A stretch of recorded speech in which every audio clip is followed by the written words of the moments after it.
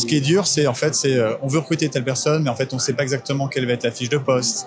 On ne sait pas sur quels critères on veut évaluer les personnes qu'on rencontre. Tout ça, c'est flou. Et d'ailleurs, de ce que je comprends, moi, de cabinet de chasse, en fait, le plus dur, c'est quand tu as un client qui ne sait pas ce qu'il veut. Exactement. Voilà. Et là, ça peut être très compliqué. Et donc, l'IA, je pense, peut résoudre plein de problèmes de workflow, de process, streamliner différentes opérations, s'assurer qu'on a bien validé certaines compétences. Encore faut-il que, quand même, en amont, on ait identifié les compétences qu'on souhaite rechercher. Donc, je pense que le bloqueur, c'est d'être sûr que, oui, on sait ce qu'on veut, on sait le type de personnes qu'on veut recruter, et est-ce qu'on veut s'affranchir de certains biais qu'on a. Voilà, encore une fois, sur l'IA, vous voulez recruter des profils, des data scientists, il n'y en a pas assez pour tout le monde.